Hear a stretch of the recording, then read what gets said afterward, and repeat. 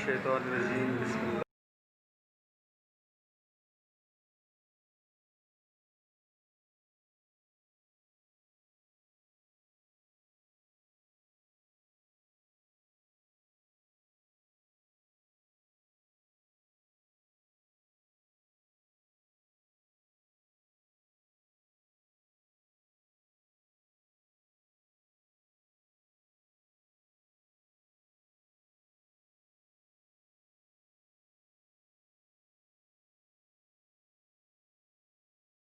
پہلے کہ ہم مولانا مودودی رحمۃ اللہ علیہ کی شخصیت اور فکر پر بات کریں، ان کی عظمت کو، ان کی کام کی اہمیت کو پوری طرح سے بیان کرنے کے لیے جو ایک تاریخی پس منظر ہے مولانا کی فکر کا اور مولانا کی شخصیت کے ظہور کا، اس پر ہم تھوڑی سی بات کریں گے۔ آپ کو معلوم ہے کہ آج سے 75-80 سال پہلے پورا عالم اسلام، ایک ملک نہیں، پورا عالم اسلام یورپی طاقتوں کا غلام تھا، اور غلامی بھی اتنی زبردست تھی کہ افغانستان اور ایتھوپیا کے ایک حصے کے سوا کوئی مسلم ملک آزاد نہیں بچا تھا۔ یہاں تک کہ مکہ اور مدینہ بھی ایک بندوبست کے تحت ہمارے پاس تھے، ورنہ وہ بھی ہمارے ہاتھ سے نکل چکے تھے۔ اور غلامی کا جو اندھیرا تھا وہ اتنا گھٹا ٹوپ تھا کہ ایسا لگتا تھا کہ یورپینز آ گئے ہیں اور کبھی نہ واپس جانے کے لیے آ گئے ہیں۔ یعنی یہ خیال ہوتا ہے نا کہ یہ جو ہم پر مسلط ہے 20 سال 25 سال 50 سال مسلط رہے گا، پھر یہ چلا جائے گا، اس کا کوئی امکان نہیں تھا۔ یورپی طاقتوں کے غلبے کو دیکھ کر لگتا تھا کہ یہ آ گئے ہیں اور قیامت تک کے لیے آ گئے ہیں، اب یہ کبھی لوٹ کر واپس نہیں جائیں گے۔ اور آپ کو معلوم ہے کہ جب انسان دل ہار دیتا ہے، یعنی ایک تو غلامی کا تجربہ یہ ہے کہ میں غلام بن گیا، لیکن میں نے ابھی دل نہیں ہارا ہے، تو جب تک انسان ایک فرد کی حیثیت سے، ایک گروہ کی حیثیت سے، ایک قوم کی حیثیت سے دل نہیں ہارتا، اس وقت تک اس بات کا امکان رہتا ہے کہ وہ آج نہیں تو کل، کل نہیں تو پرسوں آزاد ہو جائے گا۔ لیکن جب آدمی مایوس ہو جاتا ہے، امید بھی کا دامن بھی چھوڑ دیتا ہے، تو پھر اس کی غلامی جو ہے وہ پرماننٹ ہو جاتی ہے، اور پھر اس کو آزاد کرانے والا کوئی روئے زمین پر موجود نہیں ہوتا۔ تو مسلمانوں کی غلامی ایسی تھی کہ لگتا تھا کہ یہ اندھیرا، غلامی کا یہ اندھیرا کبھی دور نہیں ہوگا اور آزادی کا سورج کبھی طلوع نہیں ہوگا۔ اور اقبال نے غلامی کے بارے میں ایک بڑی زبردست بات کہی ہے جس کو میں دہراتا ہوں، اور وہ بات ایسی ہے کہ اس کو اگر 1000 دفعہ بھی دہرایا جائے تو دہرانا چاہیے۔ اقبال نے کہا ہے، تھا جو ناخوب بتدریج وہی خوب ہوا، کہ غلامی میں بدل جاتا ہے قوموں کا ضمیر۔ اقبال کہہ رہے ہیں کہ بھائی یہ غلامی جو ہے یہ محض کوئی سیاسی مسئلہ نہیں ہے، بلکہ غلامی اتنی ہولناک چیز ہے کہ یہ افراد نہیں قوموں کے ضمیر کو بدل دیتی ہے، ان کی کانشنس کو آلٹر کر دیتی ہے، اور وہ جو ان کا اجتماعی خوب ہوتا ہے، اجتماعی خوب کا مطلب ہے کہ ہر قوم کے اندر کچھ خوبیاں ہوتی ہیں، تو وہ جو اس کے اندر خوبیاں ہوتی ہیں غلام قوم کے اندر، وہ اس کو نظر آنی بند ہو جاتی ہیں، اور جس کی وہ غلام بنتی ہے اس کے عیب بھی، اس کی برائیاں بھی اس کو اچھائیاں نظر آنے لگتی ہیں۔ اور اگر اس بات کا آپ کو جائزہ لینا ہو کہ یہ کس طرح ہوتا ہے، آپ نے سر سید احمد خان کا نام تو سنا ہے نا؟ سر سید احمد خان کا نام سنا ہے؟ اسکول میں، کالج میں، یونیورسٹی میں ان کا کہیں نہ کہیں ذکر ضرور آتا ہے۔ اگر کسی کو دیکھنا ہو کہ ایک غلامی انسان کے ساتھ اور قوموں کے ساتھ کیا کرتی ہے، تو اسے سر سید کی فکر اور شخصیت کا مطالعہ کرنا چاہیے۔ غلامی سے پہلے سر سید آپ کی طرح میری طرح ایک نارمل مسلمان تھے، لیکن غلامی نے ان کے ذہن پر اتنا گہرا اثر ڈالا کہ ان کی پوری شخصیت اور ان کی پوری فکر کا سانچہ تبدیل ہو گیا۔ اور سر سید کے بارے میں بہت کم لوگ جانتے ہیں، آپ نے شاید ہی کبھی سنا جو میں آپ کو بتانے والا ہوں، اور یہ اوتھینٹک ہے، اس کا کوئی ایک لفظ بھی ایسا نہیں ہے جو اوتھینٹک نہ ہو، ایک ایک لفظ اس کا اوتھینٹک ہے۔ اس کو میں سبسٹینشیٹ کر سکتا ہوں، دلیلوں سے میں اس کی ثابت کر سکتا ہوں، مثالوں سے، خود سر سید کی فکر سے مثالیں لا کر میں ثابت کر سکتا ہوں۔ سر سید نے یہ بات تو اکثر لوگ جانتے ہیں کہ وہ منکر حدیث تھے، حدیث کا انکار کر دیا تھا انہوں نے، لیکن یہ بات بہت ہی کم لوگ جانتے ہیں، اکا دکا لوگ جانتے ہیں کہ وہ خود قرآن کے بھی منکر تھے۔ اور ان کے انکار کی صورت یہ تھی کہ قرآن مجید میں انبیاء و مرسلین کے جتنے بھی معجزات کا ذکر ہے، ان میں سے وہ کسی معجزے کو وہ نہیں مانتے تھے۔ مثال کے طور پر رسول اکرم صلی اللہ علیہ وسلم کو معراج ہوئی، تو وہ رسول اللہ صلی اللہ علیہ وسلم کی معراج کو جسمانی معراج نہیں سمجھتے تھے، بلکہ وہ سمجھتے تھے کہ رسول اللہ صلی اللہ علیہ وسلم نے خواب میں معراج کے تجربے کو بسر کیا۔ یا قرآن مجید میں آپ نے پڑھا ہوگا ابرہا کا لشکر آ گیا تھا خانہ کعبہ کو شہید کرنے کے لیے، تو اللہ رب العالمین نے پرندوں کا غول بھیج کر کنکریوں کی مدد سے اس کے لشکر کو بھس بنا دیا اور اس کی اس کوشش کو ناکام بنا دیا۔ سر سید کہتے ہیں وہ لشکر جو ہے وہ پرندوں کے غول نے تباہ نہیں کیا، بلکہ وہاں چیچک کی بیماری پھیل گئی تھی، حالانکہ چیچک کی بیماری کا ذکر نہ قرآن میں ہے، نہ حدیث میں ہے، نہ کسی روایت میں۔ تو انہوں نے تمام معجزات کا انکار کر دیا، اور قرآن اصول ہے کہ قرآن کا ایک جز کا اگر آپ انکار کر دیں، کوئی خدا نخواستہ انکار کر دیں، ایک جز کا انکار پورے قرآن کا انکار ہے، اور قرآن کا جز کا انکار بھی کفر ہے اور کل کا انکار بھی کفر ہے۔ تو سر سید نے قرآن کے اجزاء کا انکار کیا اور یہ کفر میں مبتلا ہوئے، اور پورے علم حدیث کو انہوں نے مسترد کر دیا، اور انہوں نے کہا کہ جو پورا علم تفسیر ہے مسلمانوں کا، یہ ناقابل بھروسہ ہے، اس پر اعتبار ہی نہیں کیا جا سکتا، مفسرین نے پتہ نہیں کیا کیا اس کے اندر اعلیٰ بلا جمع کر دی، اور انہوں نے فقہ کی پوری روایت کا انکار کر دیا، اجماع کی پوری روایت کا انکار کر دیا، یہاں تک کہ انہوں نے غلامی کو سیلیبریٹ کر کے دکھایا۔ انہوں نے کہا کہ یہ جو انگریزوں کا ہم پر اقتدار ہے، یہ اللہ تعالیٰ کی مہربانی ہے، اور مسلمانوں کو انگریزوں کا بہت اچھا غلام بن کر دکھانا چاہیے اپنے آپ کو۔ یعنی دنیا کی پوری تاریخ میں کوئی بھی ایسا آدمی نہیں ہوگا کہ جس نے غلامی کو سیلیبریٹ کیا ہو، اس کی تعریف کی ہو، اس کی توصیف کی ہو، اور کہا کہ بر صغیر پر انگریزوں کا غلبہ اللہ تعالیٰ کی ایک عنایت ہے، اور مسلمانوں کو اچھا غلام بن کر دکھانا چاہیے، بر صغیر کے تمام ہی لوگوں کو دکھانا چاہیے، مسلمانوں کو بالخصوص بن کر دکھانا چاہیے۔ یہ جو تبدیلی تھی سر سید میں غلامی کے اثر سے پیدا ہوئی، کیونکہ سر سید کو لگتا تھا انگریز آ گئے ہیں اور کبھی نہ جانے کے لیے آ گئے ہیں، اور انہوں نے دلیل یہ گھڑی کہ اگر انگریز حق پر نہ ہوتے تو وہ غالب کیوں تھے، اور اگر ہمارے اندر عیب نہ ہوتا تو ہم مغلوب کیوں تھے۔ حالانکہ پوری جو قوموں کی تاریخ ہے اس میں عروج و زوال کا سلسلہ چلتا رہتا ہے، کبھی ایک غلام قوم بن جاتی ہے، کبھی دوسری قوم جو ہے وہ آزاد ہو جاتی ہے، یہ سلسلہ چلتا رہتا ہے، اللہ تعالیٰ بدلتا رہتا ہے، اقتدار کو کبھی ایک کو طاقت دے دیتا ہے، کبھی دوسرے کو طاقت دے دیتا ہے، اور اس طرح سے وہ دنیا کے معاملات کو چلاتا ہے۔ تو سر سید غلامی کے اس تجربے سے اتنا متاثر ہوئے کہ ان کا مذہب بدل گیا پورا کا پورا، ان کی تہذیب بدل گئی، اور انہوں نے کہا کہ یہ جو عربی اور فارسی اور اردو ہیں ان میں کیا رکھا ہے، اگر رکھا ہے تو اگر آپ کو سیکھنی ہے تو انگریزی سیکھنی چاہیے، فرینچ سیکھنی چاہیے، آپ کو جرمن سیکھنی چاہیے، کیونکہ ان میں علم ہے، ہمارے پاس کہاں، ہمارے پاس تو علم ہی نہیں ہے۔ اس حد تک وہ مرعوب ہوئے انگریزوں سے اور ان کی غلامی سے کہ انہوں نے ان کو اپنی تہذیب کی ہر چیز سے نفرت ہو۔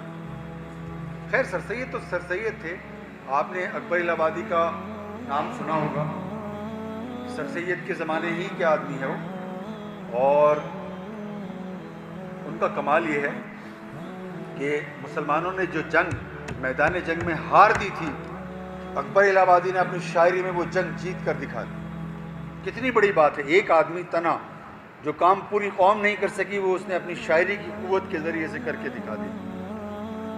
اور اکبر اتنے بڑے آدمی ہیں کہ ان کے انتقال پر اقبال نے ان کے بیٹے کے نام جو تار دیا، اس میں کہا کہ تمہارا باپ اتنا بڑا آدمی ہے کہ پورے ایشیا میں اس کی کوئی دوسری مثال موجود نہیں ہے. اور یہ انڈر اسٹیٹمنٹ ہے.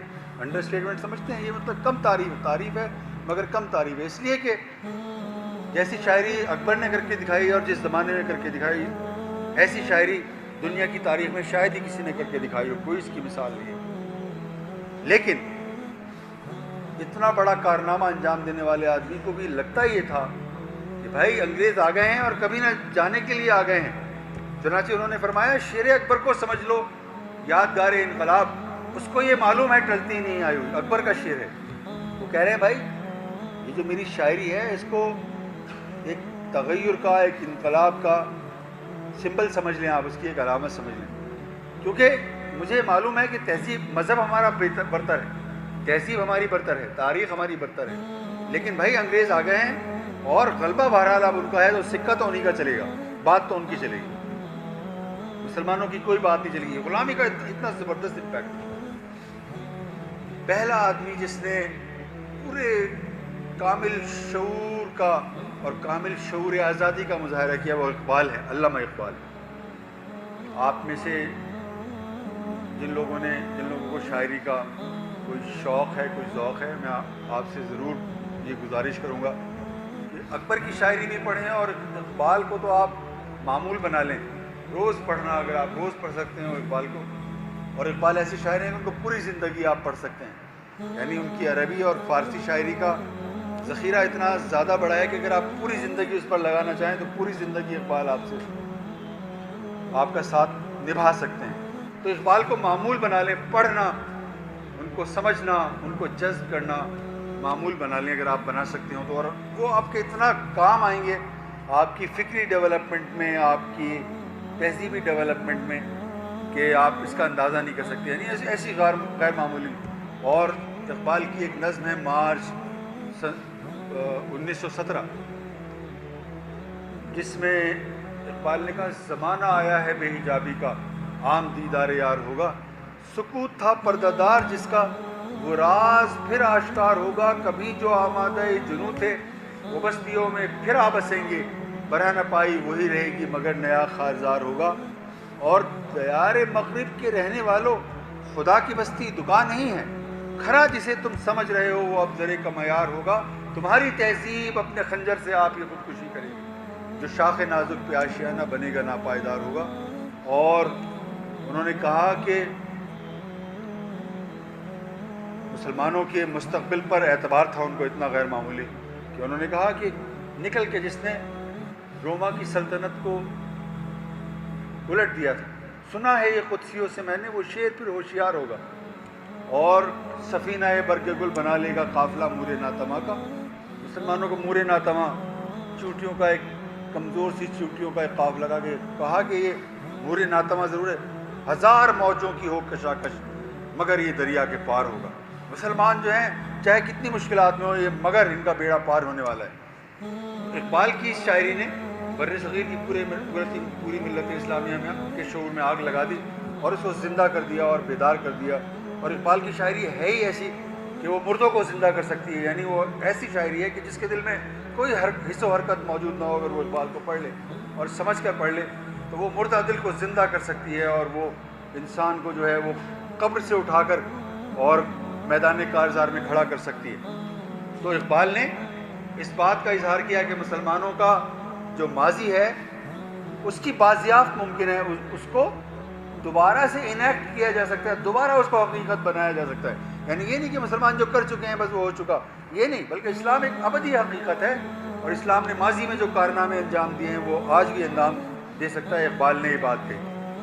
اچھا، اب اقبال کے بعد جو شخصیت منصع شہود پر آئی وہ شخصیت تھی سید ابوالعالیٰ مودودی رحمۃ اللہ علیہ. اور اقبال اور مولانا مودودی میں ایک نسبت خاص ہے، ایک نسبت خاص اقبال میں اور مولانا مودودی میں یہ نسبت خاص ہے. آپ کو معلوم ہے کہ جو شاعری ہے اس میں اجمال ہوتا ہے، تفصیل نہیں ہوتی. مطلب شاعری کا جو فن ہے وہ کم الفاظ میں زیادہ بات کہنے کا فن ہے. کم الفاظ ہوتے ہیں، 2 مصرعے غزل کے، اور اس میں ایک بہت بڑی بات، ایسی بڑی بات کہ جو کتابوں میں بھی بس اوقات بیان نہیں ہو سکتی، وہ بیان کرتی ہے شاعری. شاعری سے بڑا آرٹ دنیا میں، شاعری سے بڑے آرٹ کا تصور ممکن نہیں ہے. بہت بڑا آرٹ ہے شاعری. اگر واقعی شاعر بھی بڑا ہو، ہر شعر کہنے والا آدمی بڑا شاعر نہیں ہوتا، مطلب اکا دکا جو ہوتے ہیں جس طرح میر ہے، غالب ہے، اقبال ہے، تو وہ بہت بڑا آرٹ بن جاتا ہے ان کے یہاں جا کر. تو اس میں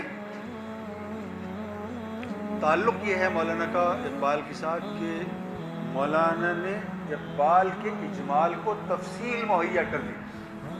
یعنی وہ بات جو 2 صفحے میں بیان کی ہے اقبال نے، اس کو مولانا نے 200 صفحے میں لکھ ڈالا تفصیل کے لیے. مطلب آپ جیسے لوگوں کے لیے، میرے جیسے لوگوں کے لیے جو شاعری کے فن کو نہیں سمجھ سکتے اور اس کی بات کی گہرائی کو اجمال کی وجہ سے پوری طرح سے اپریشیٹ نہیں کر سکتے، اس کو انہوں نے تفصیل سے 200 صفحے میں بیان کر دیا.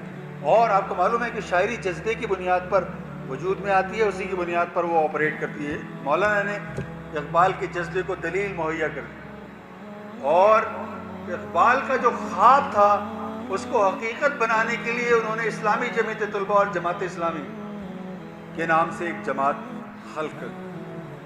اسلام کے غلبے کا خواب، اسلام کو غالب نظام بنانے کا خواب، اور اسلام کو ہی حق پاور کرانے کا خواب، اور ہر طرف اسلام ہی کا پرچم لہرانے کا خواب. یہ مولانا نے اس خواب کو حقیقت بنانے کے لیے، اس کو تعبیر مہیا کرنے کے لیے جماعت اسلامی قائم. اور میں آپ سے عرض کروں گا کہ مولانا مودودی رحمۃ اللہ علیہ کا کوئی ایک کارنامہ ہو تو ہم اس پر بات کریں. مولانا مودودی کے کئی ایسے بڑے کارنامے ہیں کہ اگر ہم اس میں سے ایک کارنامے کو بھی پک کر لیں اور اس پر گفتگو کریں تو اس میں کم از کم 1-2 گھنٹہ تو صرف ہو جائے گا ایک کارنامے کے بیان میں. اگر ہم تفصیل میں جانا چاہیں اس کارنامے کے بیان کی تو بہت. ابھی میں نے آپ سے عرض کیا طبقہ علماء کا ذکر رہ گیا، یعنی غلامی میں جو ہمارا طبقہ علماء تھا اس کا کیا حال تھا، اس کا ذکر ذرا رہ گیا. اس کا ذکر بھی ہم 1 منٹ میں کر لیتے ہیں، پھر ہم بات کو آگے بڑھائیں گے تاکہ مولانا مودودی کی شخصیت اور ان کے کام کی پوری عظمت آپ کے سامنے آ سکے. آپ کو معلوم ہے کہ جب غلام تھے ہم، سر سید نے تو پوری شخصیت ہی گنوا دی اپنی، پورا مذہب کھو دیا انہوں نے، تہذیب کھو دی، تاریخ کا شعور کھو دیا، سب کچھ ہی کھو دیا. اکبر نے کہا کہ شیر اکبر کو سمجھ لو یادگار انقلاب، اس کو یہ معلوم ہے ٹلتی نہیں آئی ہوئی. وہ یہ کہہ رہے تھے بھائی یہ تو صحیح ہے کہ مذہب ہمارا بہتر ہے، تہذیب بھی ہماری بہتر ہے، تاریخ بھی ہماری بہتر ہے، لیکن بھائی غلبہ تو ان کو حاصل ہو گیا انگریزوں کو، تو اب بات تو انہیں کی چلے گی. اور جو علماء کا طبقہ تھا اس کا یہ حال تھا کہ اس کو لگا کہ انگریز آ گئے ہیں اور کبھی نہ واپس جانے کے لیے آ گئے ہیں، اور یہ جو کچھ لے کر آئے ہیں یہ اتنا مختلف ہے کہ یہ ہمارے سارے علوم اور فنون کو، جو ہمارے مذہبی علوم و فنون ہے، علم تفسیر ہے، علم حدیث ہے، فقہ کی روایت ہے، یہ ان سب کو کھا جائیں گے اور ان کو بچانے کی ضرورت ہے. آپ کو معلوم ہے جو پرانے زمانے میں جنگیں لڑی جاتی تھی ان کا طریقہ یہ تھا کہ جب کوئی فوج میدان جنگ میں پٹ جاتی تھی تو فوج بھاگتی تھی میدان جنگ سے، اور اس کا جو قلعہ ہوتا تھا اس میں آ کر چھپ جاتی تھی، اور پھر قلعے کو بند کر کے لاک ڈاؤن کر کے وہ وہاں سے اپنی آخری جد و جہد جاری رکھتے تھے، قلعے سے لڑتے تھے. تو جو ہمارے علماء تھے انہوں نے مدارس کا ایک نظام قائم کیا، دیوبندی مدارس کا، بریلوی مدارس کا. تو یہ جو مدارس تھے یہ دراصل قلعے تھے اسلام کے. اور اس کا مطلب آپ سمجھتے ہیں یہ جو بھاگی ہوئی پٹی ہوئی فوج ہوتی ہے اس میں انیشیٹو کی، حملہ کرنے کی نفسیات نہیں ہوتی. حملہ کرنے کی نفسیات سمجھتے ہیں نا؟ حملہ کرنے کی نفسیات کا مطلب یہ ہے کہ میں اپنے آپ کو اتنا مضبوط محسوس کروں کہ میں میدان جنگ میں نکل کر بجائے اس کے کہ انتظار کروں کہ دشمن مجھ تک پہنچتا ہے کہ نہیں پہنچتا ہے، میں خود نکلوں اور دشمن کی فوج کے اوپر حملہ کر دوں. یہ انیشیٹو کی نفسیات ہوتی ہے، یہ پہل کاری کی نفسیات ہوتی ہے. اردو میں اگر آپ پہل کاری کی نفسیات، کہ ہم کے بارے میں جو لوگ جانتے ہیں ان کو یہ معلوم ہے کہ جماعت اسلامی کبھی بھی آج تک اقتدار میں نہیں آئی، کہیں بھی اقتدار میں نہیں آئی، نہ مرکز میں نہ کسی صوبے کے اندر وہ اقتدار میں تنہا نہیں آئی، مطلب ایک تجربے کے سوا جو MMA کا تجربہ تھا.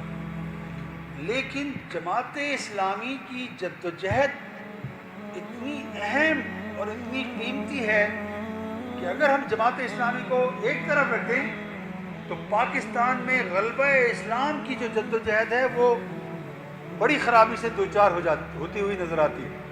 اور میں آپ سے عرض کرتا ہوں کہ اس کے پشت پر بھی مولانا مودودی کی شخصیت اور ان کی فکر موجود ہے. اور میں آپ کو اس کی مثال دیتا ہوں. بڑی اچھی مثال ہے، بلکہ دو مثالیں میں آپ کو بتا دیتا ہوں. آپ نے ایک صاحب تھے پیر پگاڑا، گھروں کے روحانی پیشوا، سندھ سے ان کا تعلق تھا. تو وہ کبھی کبھی ایک ترنگ میں کہا کرتے تھے کہ بھائی یہ جو پاکستان کا کہ اسلامی ہونے کا چکر ہے نا، یہ تو جماعت اسلامی کا چلایا ہوا چکر ہے بھائی، ورنہ پاکستان کو اسلام کے لیے تھوڑی بنا تھا. وہی کہتے تھے، تواتر کے ساتھ کہتے تھے. اور مجھے یاد ہے کہ ہندوستان کے ایک پرومیننٹ جرنلسٹ نے جن کا نام ایم جے اکبر ہے، زندہ ہیں. کئی سال پہلے ان کا ایک آرٹیکل ڈان کے اندر شائع ہوا جو پاکستان کا سب سے بڑا انگریزی اخبار ہے. اور اس آرٹیکل میں ایم جے اکبر نے ایک عجیب بات کی. انہوں نے کہا بھائی پاکستان کا مسئلہ یہ ہے، اس کا ایک ہے father of the nation, father of the nation ہے جناح، محمد علی جناح. مگر مشکل یہ ہے کہ پاکستان کا ایک God father of the nation بھی ہے، اور God father of the nation ہے مودودی. چکر یہ ہے کہ پاکستان میں فادر آف دی نیشن کا نیریٹو تو چل نہیں رہا ہے، نیریٹو چل رہا ہے تو God father of the nation کا چل رہا ہے. اس نے کہا بھائی جناح صاحب تو پاکستان کو سیکولر بنانا چاہتے تھے، وہ خود سیکولر تھے. اس نے جھوٹ بولا، جھوٹ ہے، یہ الزام ہے، بہتان ہے قائد اعظم پر. قائد اعظم ایک بالکل اسلامی کیریکٹر رکھنے والے انسان تھے، اور سیکولرزم کا تو لفظ بھی انہوں نے پوری زندگی میں کبھی استعمال نہیں کیا. اور انہوں نے صاف کہا ہے کہ پاکستان ایک پریمیئر اسلامک اسٹیٹ ہوگا، اور انہوں نے کہا اسلام کی تجربہ گاہ ہوگا 20ویں صدی میں، اور ہم دنیا کو بتائیں گے کہ اسلام جو ہے وہ صرف ماضی کے لیے نہیں تھا بلکہ وہ حال کے لیے بھی ہے. اور ان سے کسی نے پوچھا پاکستان کا کانسٹیٹیوشن کیا ہوگا، انہوں نے کہا اس کی ضرورت ہی نہیں ہے، ہمیں کانسٹیٹیوشن کی ضرورت نہیں، ہمارے پاس قرآن موجود ہے، وہ ہمارا کانسٹیٹیوشن ہے. تو ایک ایسی شخصیت جس نے 100 سے زیادہ مواقع پر اپنی تقریروں میں، اپنی تحریروں میں یہ بات کہی ہے کہ اسلام ہی پاکستان کا خالق بھی ہے اور اس کا مرکز اور محور بھی اسلام ہوگا، وہ کبھی بھی سیکولرزم کی بات کر ہی نہیں سکتے تھے. لیکن ایم جے اکبر کی اس گفتگو سے یہ اندازہ ہوتا ہے کہ جو ہمارا سیکولر اور لبرل طبقہ ہے اس کو یہ اچھی طرح سے معلوم ہے کہ پاکستان کے اسلامی کیریکٹر کی بات اگر پھیلی تو وہ مولانا مودودی رحمۃ اللہ علیہ کی وجہ سے پھیلی. اور مولانا مودودی رحمۃ اللہ علیہ اور ان کی جماعت نے پاکستان کے اندر اسلام کو اتنا مرکزی مسئلہ بنایا.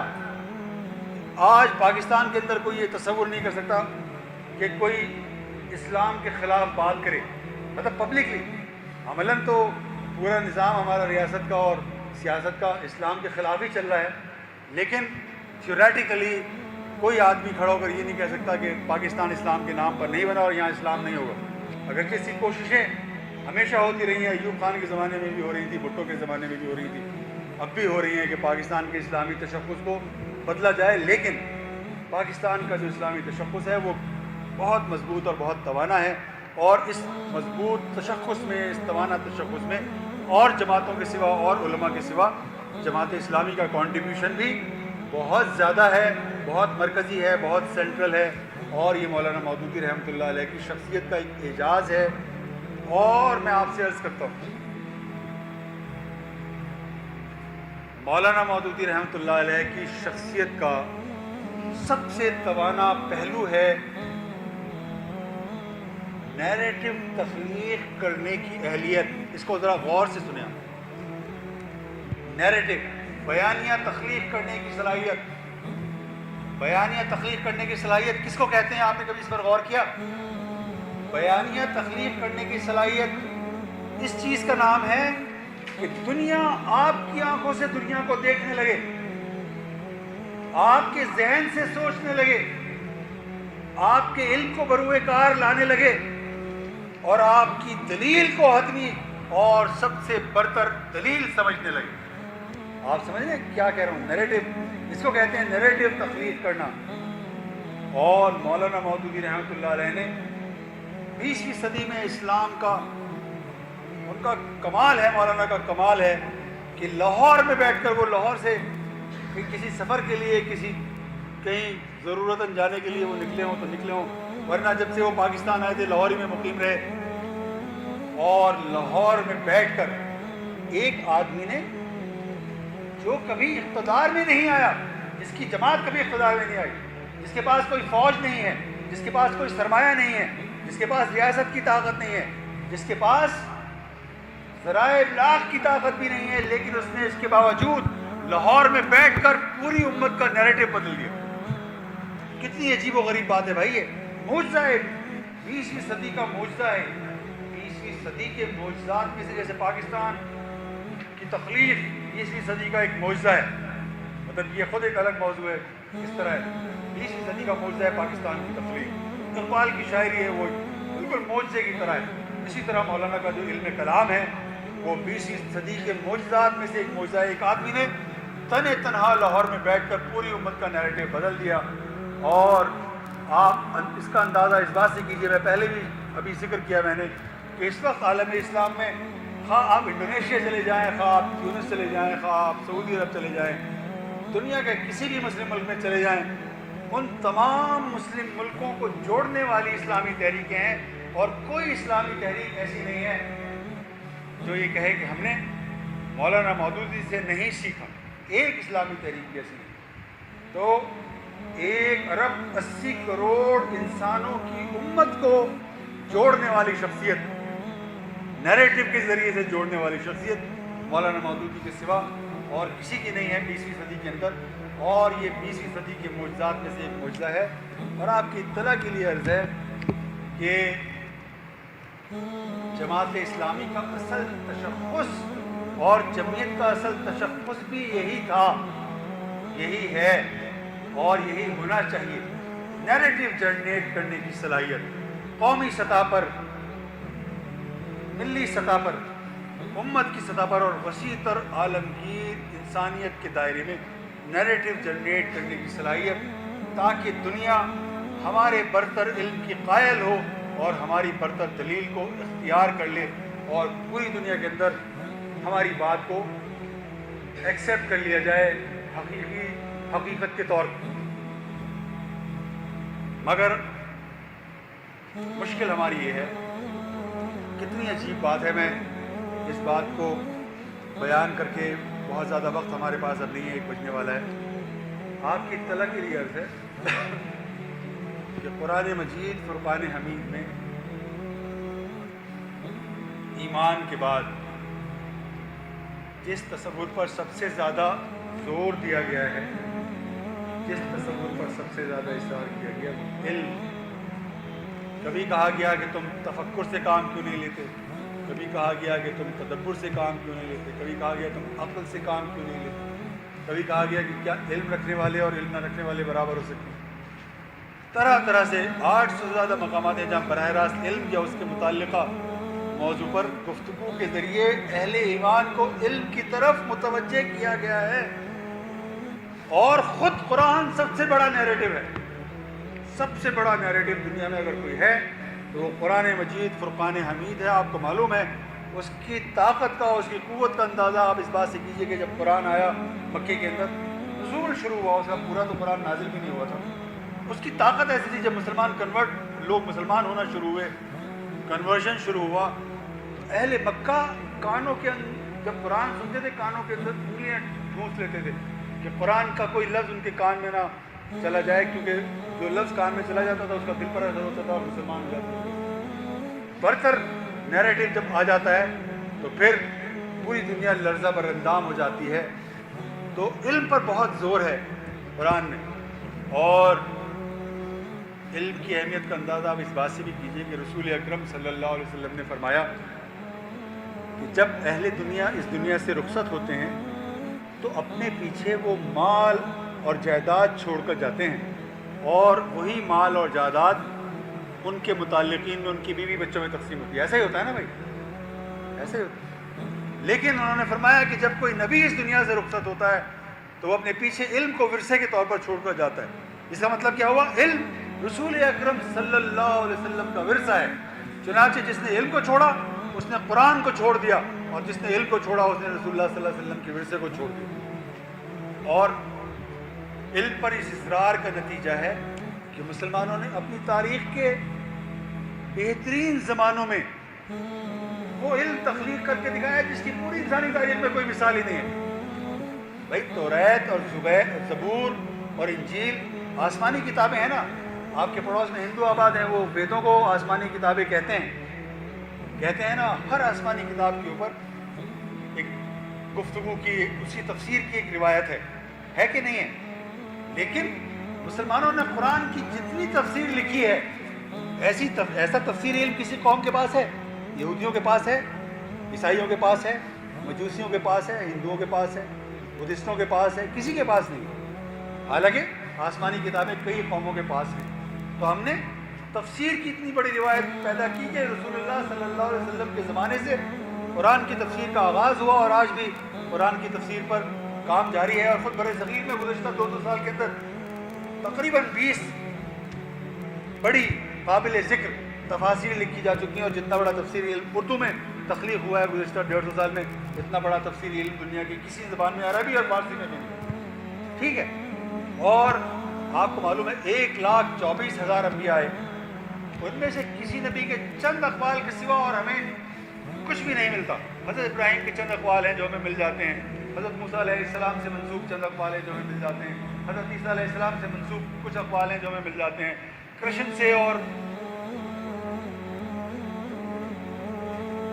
رام سے منسوب کچھ چیزیں ہیں جو ہمیں مل جاتی ہیں۔ لیکن چونکہ اسلام آخری پیغام ہے اللہ رب العالمین کا، اس لیے اللہ رب العالمین نے رسول اکرم صلی اللہ علیہ وسلم کی ایک ایک بات کو علم حدیث کی صورت میں ہمیشہ کے لیے محفوظ کر دیا، اور اتنا بڑا علم حدیث تخلیق کر کے دکھا دیا کہ جس کی پوری انسانی تاریخ کے اندر کوئی مثال نہیں۔ فقہ کی روایت کا ذکر آپ نے سنا ہی ہوگا، ہم یہاں موجود ہیں، فقہ کا ذکر آ رہا ہوگا بار بار۔ فقہ کی اتنی بڑی روایت پیدا کی ہم نے کہ صرف امام ابو حنیفہ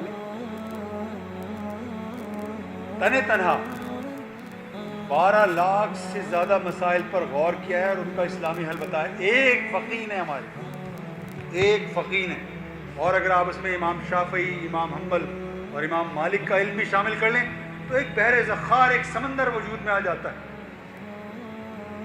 شاعری کی اتنی بڑی روایت پیدا کی ہم نے، اتنی بڑی روایت کہ اگر مولانا روم کی شاعری ترازو کے ایک پلڑے میں رکھی جائے اور دنیا کے 100 بڑے شاعروں کی شاعری دوسرے پلڑے میں رکھی جائے تو کیفیت اور مانویت کے اعتبار سے مولانا کی شاعری کا پلڑا بھاری ہوگا۔ ایک شاعر کی بات کر رہا ہوں میں، ایک شاعر۔ ہم نے سینکڑوں، ہزاروں بڑے اور نسبتاً کم بڑے شاعر پیدا کیے ہیں، فارسی میں بھی اور اردو کے اندر۔ اتنی بڑی شاعری کی روایت کریں، اور وہ علوم جن کو آپ ماڈرن علوم کہتے ہیں، فزکس ہے، کیمسٹری ہے، بایولوجی ہے، علم فلکیات ہے،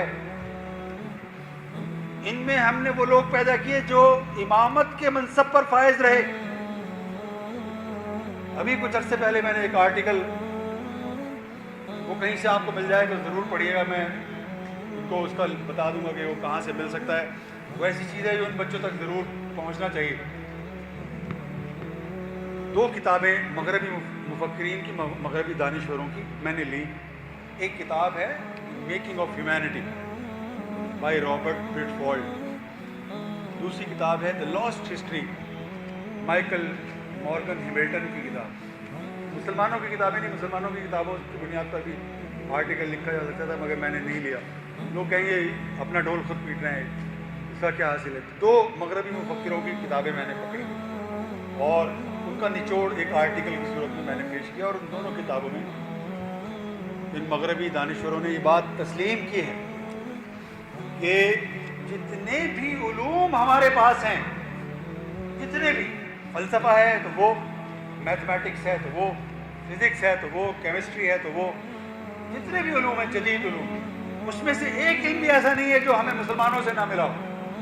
ایک علم کی بات کر رہے ہیں، ایک علم آپ نام لیں، مسلمان نام موجود ہیں، بنیاد گزار کے طور پر اس کی فاؤنڈیشن رکھنے والے مسلمان ہیں۔ یہ مغربی دانشوروں کی بات بتا رہا ہوں۔ اور انہوں نے کہا یہ جو ہماری نشاط ثانی ہے، نشاط ثانی سمجھتے ہیں نا، یورپ کی زندگی کو یورپ کو ایک نئی زندگی دینے والی جو تحریک ہے، ہم تو خود اس کو کسی اور پرسپیکٹیو میں دیکھتے ہیں، ہم اس کو مذہب کے خلاف بغاوت سمجھتے ہیں، لیکن یورپ اپنی اس تحریک کو، تو تحریک تنویر کو، انلائٹنمنٹ موومنٹ کو بہت بڑی تحریک، اپنی تاریخ کی بڑی تحریک سمجھتا ہے۔ وہ کہتا ہے ہم جو کچھ بھی ہیں اس تحریک کی وجہ سے ہیں۔ تو ان دونوں مغربی دانشوروں نے کہا ہے اپنی کتابوں میں کہ انلائٹن موومنٹ برپا ہی نہیں ہو سکتی تھی اگر ہمیں مسلمانوں سے علوم اور فنون نہ ملے ہوتے۔ اور انہوں نے کہا، مائیکل ہیملٹن مارگن نے تو یہ تک کہا ہے کہ جو یورپ کا غلبہ ہے، مغرب کا غلبہ ہے، یہ تقدیر نہیں تھا دنیا کی، بلکہ ممکن تھا کہ مسلمان ہی لیڈ کر رہے ہوتے، لیکن مسلمانوں پر منگولوں نے حملہ کر دیا اور پھر کلونیل پیریڈ شروع ہو گیا، اس لیے جو مسلمانوں کی علمی عظمت تھی وہ